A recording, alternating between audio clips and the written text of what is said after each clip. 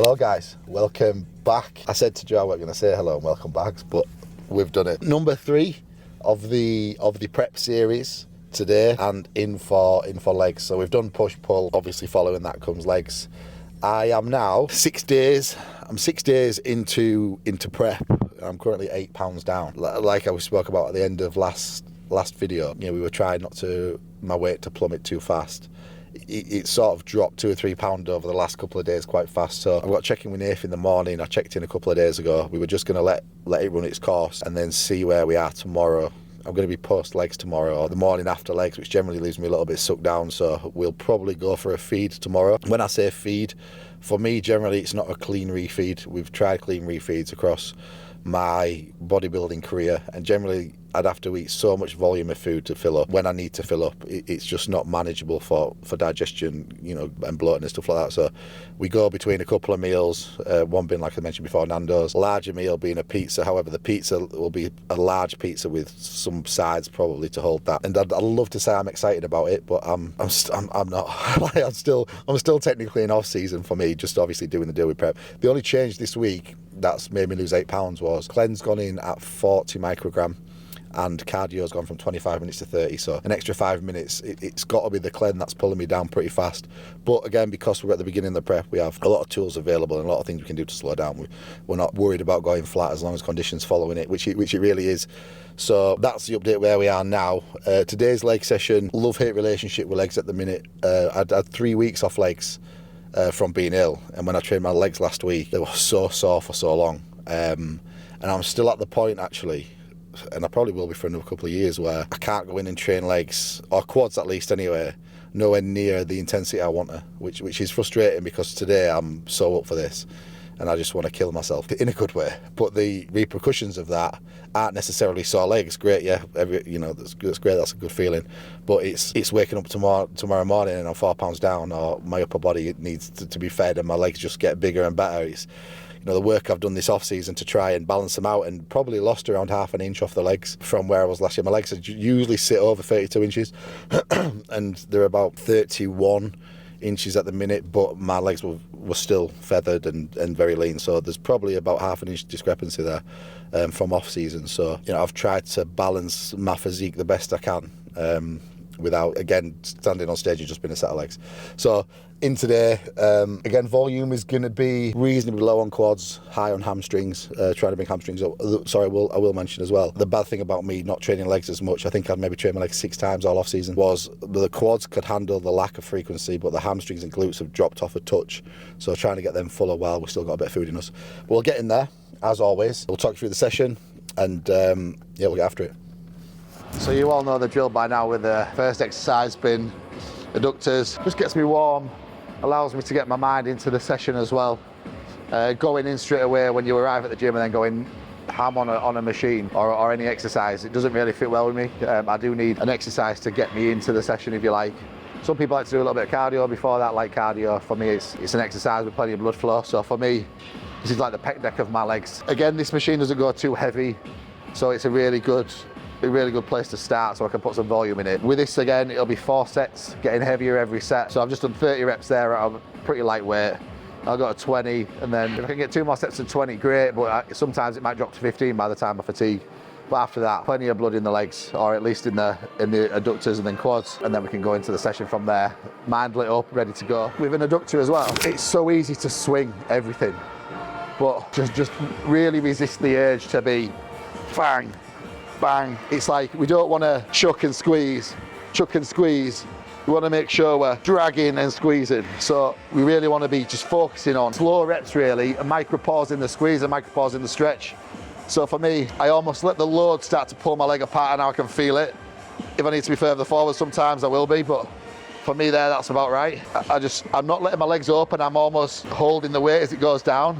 For me, that's a full stretch for my mobility at the minute. And then I'm not powering out. I'm pushing there. I've physically got tension against the pad there. So I'm starting from here and then I'm squeezing. That's 1. Full stretch. 2. And the first few reps will feel easy, but it won't be very long before you get that blood flow and that build up.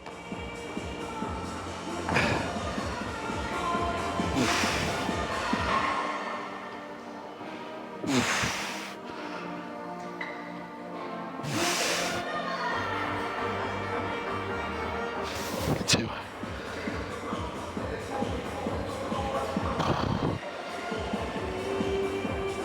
Oh, fucking hell, yeah. Yeah, but again today, volume's not going to be crazy high across the board. Our intensity in terms of drop sets or anything is not going to be crazy high. I've been pretty sore. Cycle only went in Saturday, so it's Friday, so 6 days ago, same as the clan actually. Testy, Masty and Primo is what's gone in. So that's going to take a while before it's going to start aiding my recovery capabilities. So even though I've come out of recovery phase and technically on cycle now, it's still going to take a little bit of time before I can utilise that in terms of its recovery benefits. So still going to be baseline volume today, a little bit lower on quads, a little bit higher on hamstrings, so I'll take the quad volume off and add it to hamstrings as overall volume, but generally there'll be no intensifiers. Maybe a drop set on the first exercise of hamstrings, but that'll be it.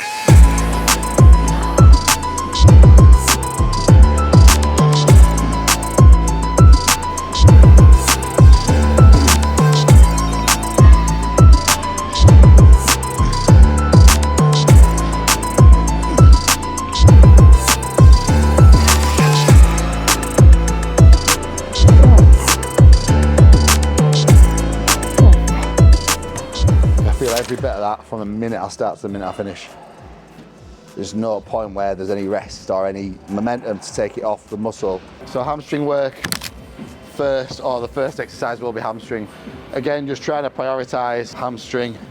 When I'm in a side chest, I can probably notice the difference of the drop. If I'm just posing from a back double bicep or a quarter turn, they're fine. But I just lost that sort of deep drop that I can get on a side chest. I'm pretty confident that I've been hitting them a bit harder for 3 weeks, which doesn't sound a lot, but again, a responsive muscle group that's been big before. And it's still relatively decent, just not to the level where I want it. So while calories are still reasonably high, 5,000 or so, I can get the fullness back in that muscle and make sure it's there for prep, rather than having it lower or dropped off and then starting to prep, it's only going to get worse. So just prioritising that slightly today, which probably should be the case over all my leg sessions from now on actually, and likely will.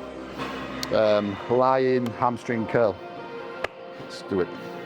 So a slightly different way of doing this actually, compared to what I'd not what I normally do, but what I've been doing. I'll still do 4 sets, 4 working sets anyway. If you're somebody, you'll know what I mean if you are one of these people who's got, or generally people do, a very strong muscle group, or a muscle group that grows very easily, something that you can just connect with. What would you say that is for you, Joe? No. So you can pretty much move in any way and hit your chest, yeah? So when you're training chest, you don't have to think about it as much, do you? If you're going to get a little bit messy on a rep, it's still on chest. So with hamstrings, that's very much similar for me. I can do them locked in and perfect. Or I have found actually, when I was thinking back to when I had the most hamstring growth, it was when I didn't think about form and I curl my legs and my hamstrings contract. And that's just how things are. So the last 3 or 4 weeks, I've just been coming in and just building up to a heavy weight of a lower rep range, and then back offsetting from that, and it seems to work really well. Sometimes when I concentrate too much, I'm selling my hamstrings short because of the ability for it to contract under load is better. So what I'll do is I'll just do a few warm-up sets working up to a heavy load, do a working set there, and then I'll back off sort of 3 times, and the last 2 sets will be a little bit higher volume, a little bit more controlled than the first 2 working sets.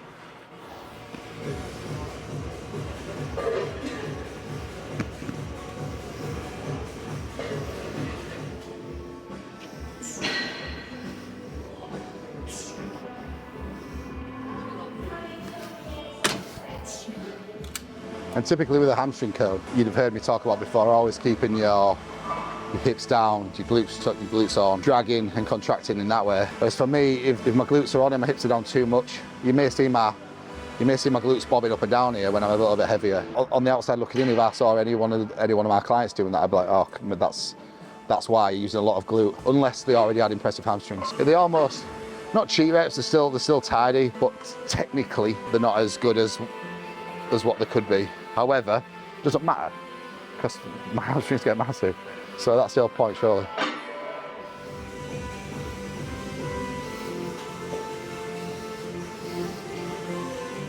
It's going to be 2 exercises and 2 stacks. What is going on? Strongman Tong. AJ Tong. Well, actually, no. I trained with AJ for maybe as long as 18 months. I'm not sure, 18 months a year.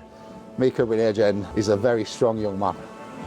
Very strong guy. I couldn't keep up with AJ. Might do my pulling though. That's about it. Right, so I'll just do a 1 now. Like a 1 or 2 reps. Then we can work.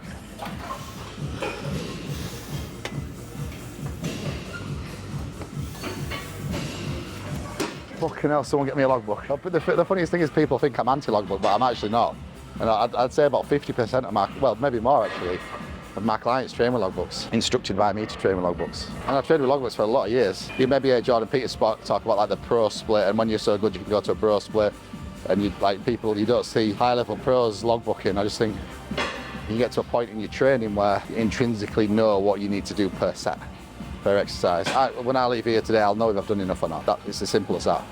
I'll know by the end of this week if I've done what I need to do this week. And if I've never done it, then I have to have a serious fucking word with myself. Serious word with myself. Whereas if my logbook says I'm okay, then maybe that word wouldn't have come. And I can just say, okay, yeah, I did what I needed to do. You can hold yourself to your own highest standard, I suppose. My standard's very high, and I'm not trying to cheat anyone. The only person you're cheating if you're not giving it everything when you're in the gym, or training optimally at least, is yourself. And at some stage that will show, and you'll feel the pinch for that. Hey, make this into a real joke, because there's not many times you've seen me lift a stack at this pace as well.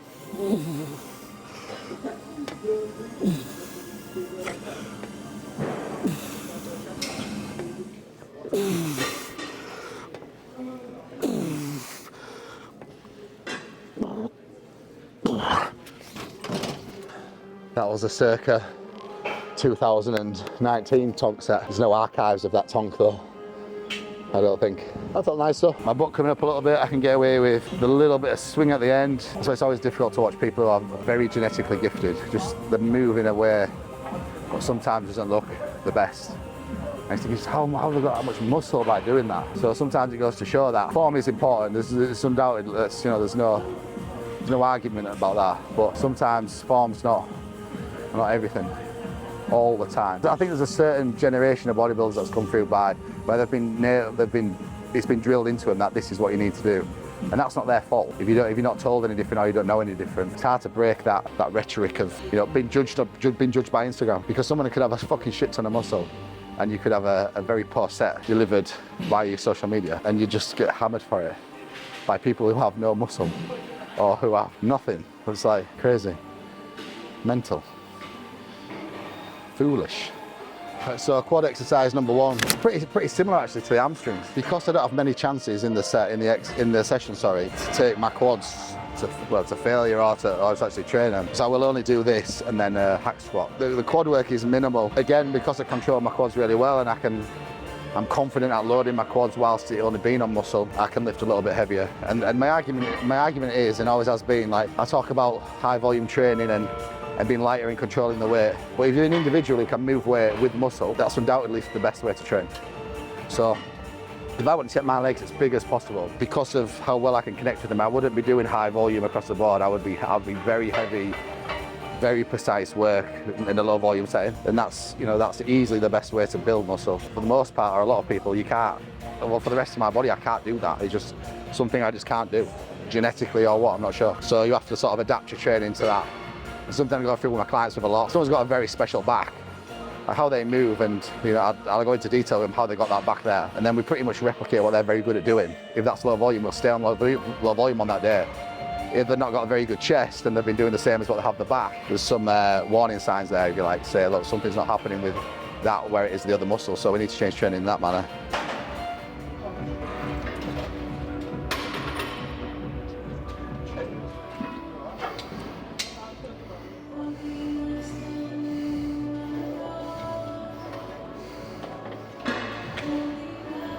A little bit of a slower warm up as well with the quad, just for knee purposes. Especially now I'm in the beginning of prep, you sort of don't have that fluid you get around your joints when you're doing off season. So I am just starting to feel a little bit drier in areas already.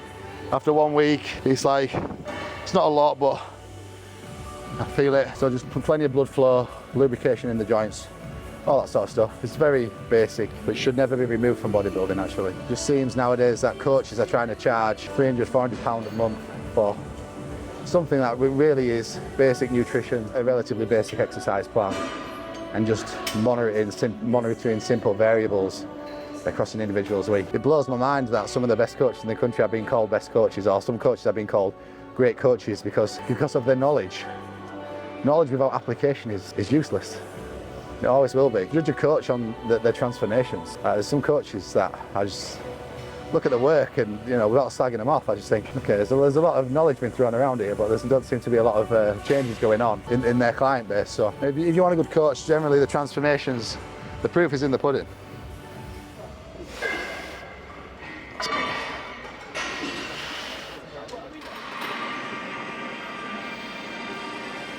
And again, it's that, like how my hamstrings feel now. I could not train them again. I think, like, to me, they feel done. And the difference is, if I were to train 4 sets of hamstrings, so 4 sets of chest or 4 sets of arms, I'm only just getting a feeling there. So, you know, the stimulus that you can create through one muscle, it's not all equal, and you need to sort of, well, you need to not sort of, you actually need to make that reflect in your training. The studies now, well, they've been around for a while, people just choose to ignore them. That more is more. The more work you can do and more work you can recover from, the more you will get, which is a simple principle. You know, low volume, low frequency, deloads every 5 weeks. Don't get fat in off season, make sure you stay lean. All equates to one thing. That's not a lot of progress. That sounded like a right dick move, that, didn't it? I need to say something positive. You do you, bro. Yeah, well, anybody that knows me knows I just love fucking whinging. I'm happy when I whinge. I don't whinge about, what's it called when you complain about things, but I actually bought it. Whatever that word is. Well, I think it's just been called a dick. Right, okay.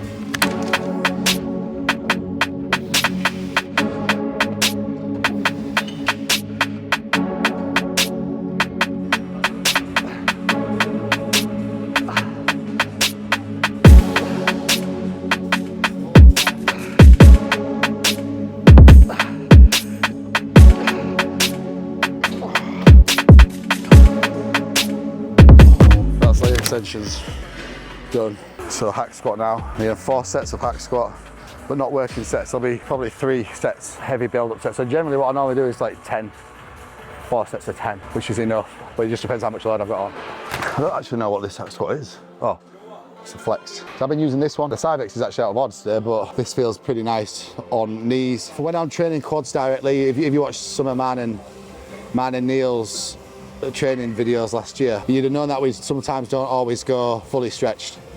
Allows it to keep, for people with good quads anyway, again, or solely on the quads. I find that when I just go fully lengthened, so if I'm going to do a proper hack squat, I would look to come down, push my knees away, keep my back, and I'd be here. My hamstrings are on my calves. That's where I need to be. And then I drive my hips back, and that's there. But sometimes when I do this, past this point here is not quad for me. It's stretched, but there's some elastic energy almost. My quads typically got built from squatting shallow, and that was going to here, there, and then back up. So that motion there. And when you have something that's steep, if you're stopping at that sort of 3/4, 2/3 distance, it's quite harsh to come back out from a heavy load, and that's where you can potentially hurt your knees. So this, with it being on a bit of a different incline, or a little bit of shallower incline, I can get away with squatting like that, and I feel like it just absolutely nails my quads. So if I do squat a little bit shallower, that's the reason.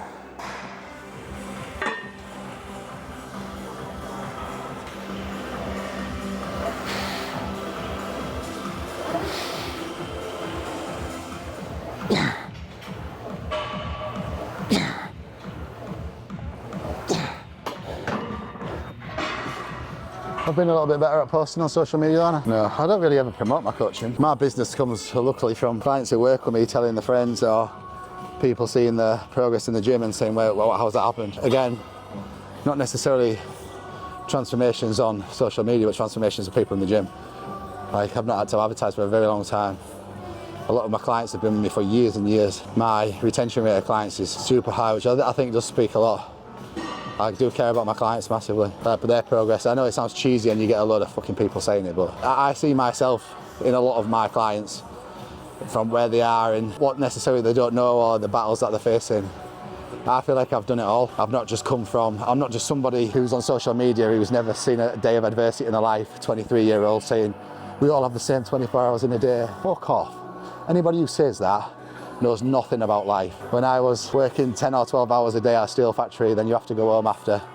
You're up at 5 o'clock, you get back, take your daughter to gymnastics, and then take your son to football practice, to go back to gymnastics, to take your daughter to football practice, to pick your son up, to go home, to get a meal, and then go to the gym, and then prep your meals, and it's at 11:30 at night and you're up at 4, and I've got the same 24 hours in a day as someone who's doing what I'm doing now, where I get up and I sit at a desk and have a leisurely afternoon just chatting away to pretty much my friends who are my clients, and then I come to the gym, take my time and go home. It's not the fucking same. These people can't relate to normal people. That's annoyed me. I need to go in the set now. That's fucking done me in, is that?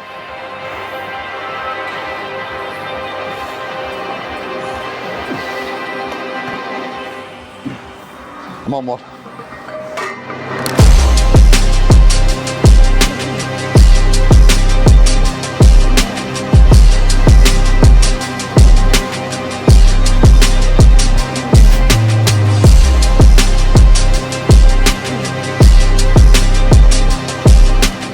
One thing I was very adamant on when I was stacking shelves at Morrison's or working nights in a bakery where I could cry before I went to work, because I hated it so much, was that wasn't going to be my existence.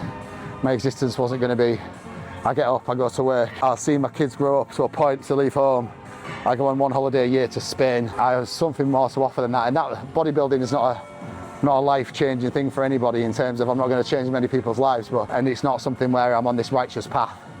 But for me, being able to earn a good living on my own terms, branch out other businesses from that, make sure my kids have everything they want, not to a point where they're spoiled, but I never got given a fucking penny. You know, I just want to create a different future for my kids that I had.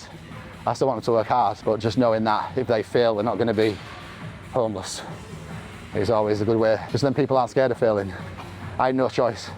I literally had no choice. It makes you appreciate the position that you're in now so much more than if you just decided to be an online coach at 17 and you're good at editing YouTube videos. Fair play, but you can't expect to get a client base that relates to you. Next exercise is getting more of the hamstring in the lengthened. So I use the deadlift machine, which can allow me to put my hamstrings in the stretch. Also hit a little bit of glute as well. Then we'll go into hamstring curl, so we're getting it lengthened and then shortened. You could argue it's better to do it first shortened than lengthened, but for me, I'm tired by the last exercise, so something that can lock in is much better. Right, so with this, I'm not looking at loading anything heavy. The reason being is because it is technique, it is a hinge, and I have a hinge in 3 days. I've got a hinge, which will be an RDL. So I don't want to do a stiff leg deadlift / RDL here, and then do it again with load and then load. So because my legs are quite tired, again it's that control, mind muscle, very slow out to keep it on. So what I'm looking to do is I'm looking for my hamstring and my hips back, so I'm stretching through here.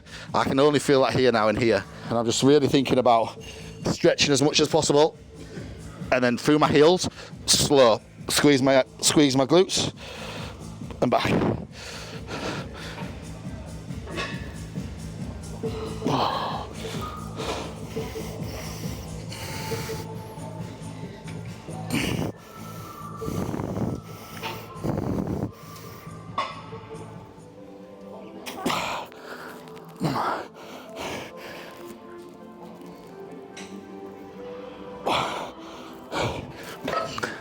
Feels nice.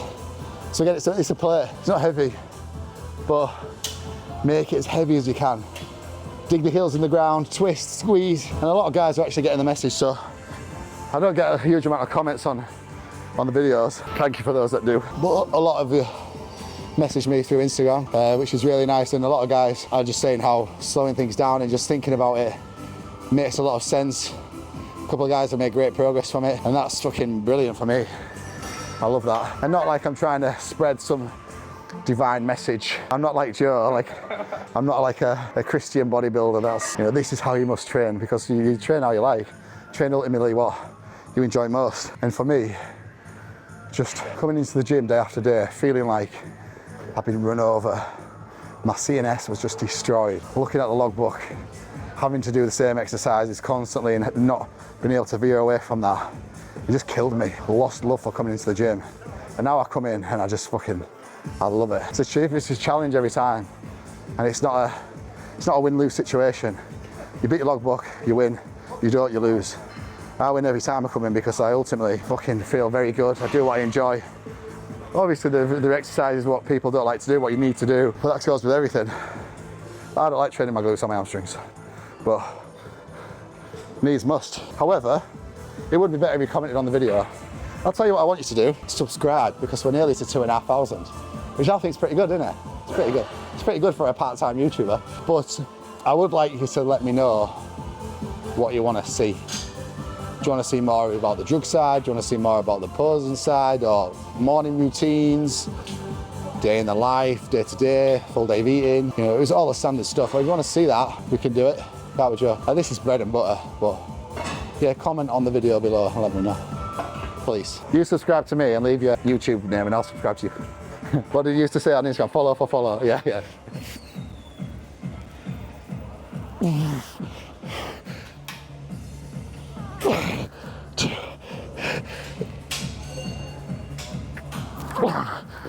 Right, so that's that for there. A seated ham curl. There is a young man on it, but we'll wait. And a kickback, a glute kickback. Joe's laughing, but I've never trained my glutes directly ever. Only hitting them through when I was hinging. So my glutes grow really fast when I hinge. SLDL particularly. So I had a year of SLDLing for a long time. That was the last time, ironically, I trained with Nathan. The training block there. My glutes were just growing so fast. So I stopped doing it. And then that musculature just sort of lasted and it slowly dropped off. Whereas now, a little bit more posterior through the glutes and hams. Lower back is coming on. So yeah, some kickbacks. Is the machine in here that's like directly training my glutes without having to do a hip thrust or a glute bridge, because I just can't deal with them. The motion, that motion's not for the gym, as far as I'm concerned. I save that.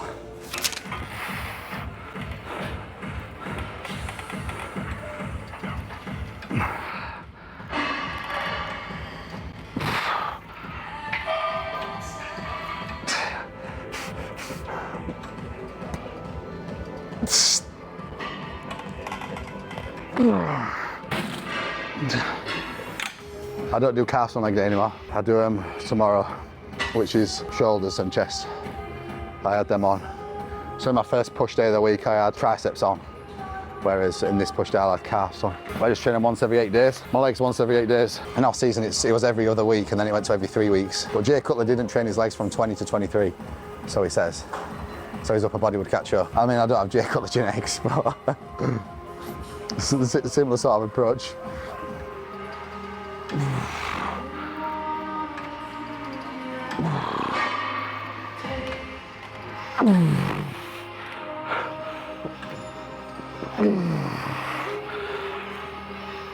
Single leg arm curl, I'll do this. It's just really for a set, just to get some blood out. It's only gonna be, you put like a template on here and it's heavy, especially when you're tired. So I don't know, like if I train my biceps last, it feels like they're sort of locked in place. So all the blood in the forearm. So I always do a tricep set last to just loosen my arms off. That might not make sense to people who don't have that. Joe's shaking his head. But for me, just if I left now, it's almost like I've just got too much lactic acid built up in my hamstring, so I just need to pump it out, sort of.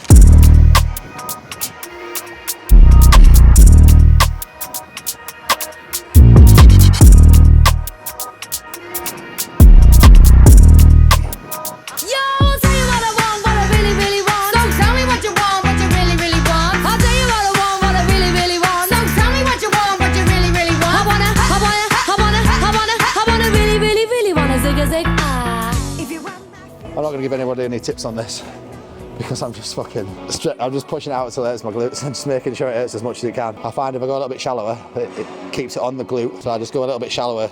And this doesn't let you go deep anyway, so it's not a bad thing. Yeah, just strap up and send it on.